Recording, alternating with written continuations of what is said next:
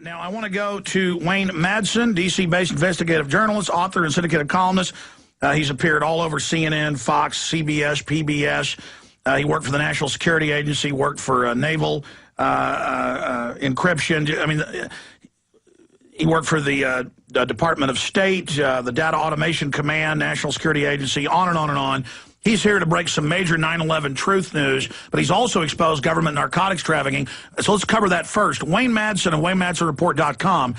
I mean, do you agree with me that this is just the mainlining of the doublethink, of the mind control, because they can't hide it anymore? That, okay, we're growing it, but we're doing it to fight al-Qaeda. Oh, absolutely. And it's not just, now we have reports from the United Nations that it's not just heroin and opium coming out of Afghanistan, but it's cannabis. So they've actually found a new cash crop to deal in. And you heard them. The troops help grow it. And so right. our men and women are now farmers for the CIA. That's right. And the biggest problem is that where is this heroin going to? It's getting across the border into Tajikistan to the north and winding up on the old Silk Route.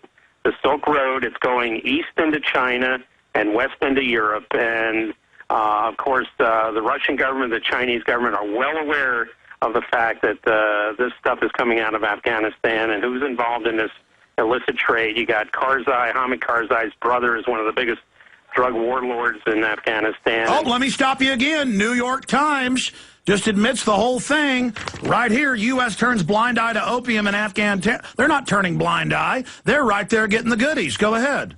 Right, and the biggest fear of China is that they're looking at this as another opium war. You know, we already have reports coming out of Yunnan province in China that young men are getting hooked on this stuff. They know where it's coming out of. And they're not, frankly, they're not happy about it. And the history of the opium wars with the British and China, they understand that that's what helped defeat the Chinese before, and they're worried that the West has similar designs now.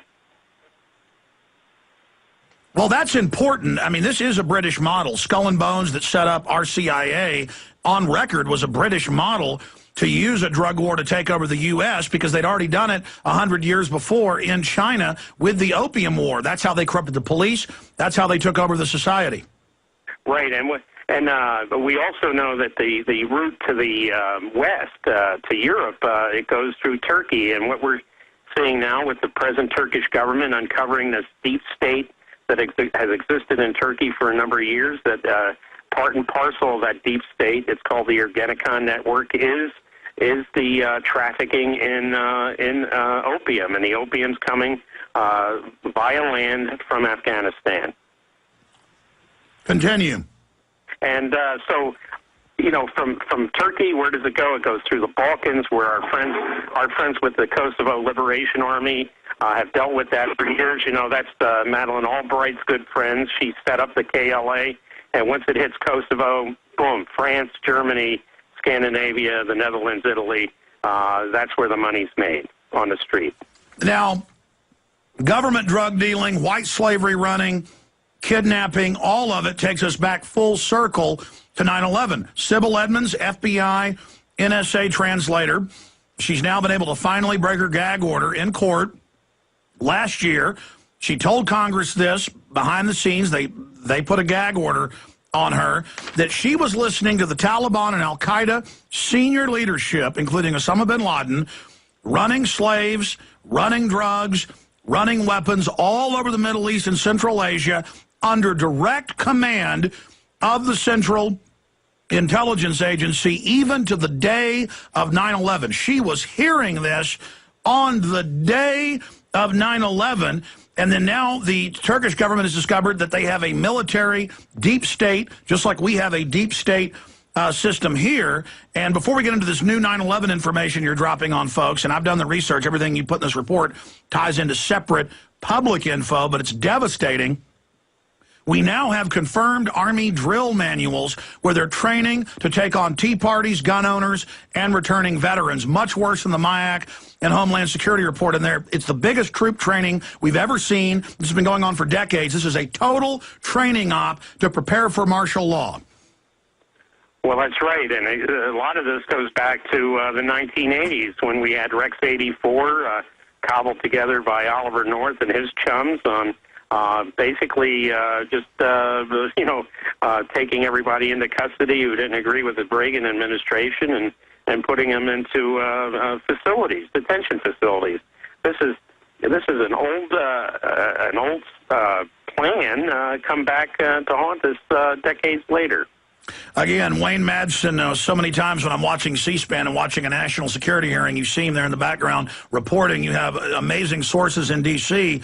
The headline at WayneMadsenReport.com, it's also an online journal, and Infowars.com, the super classified network that served as command and control for 9/11 false flag attack. Break it down for our audience, this incredible information. Okay, what I gathered was that there was a very highly classified system with limited number of people. Now, it didn't take a lot of people to be in charge of this command and control operation, because all it entailed that day was letting people know, certain people know this is not a training drill, this is real time, and take the necessary actions to carry out the attacks. The system, I first heard the phonetic description of the system called PDAS, PDAS, and I didn't find out what it stood for until a few days later. And what I've gathered is that the system stands for Planning and Decision Aid System. There's only about 75 to 100 terminals throughout the U.S. government.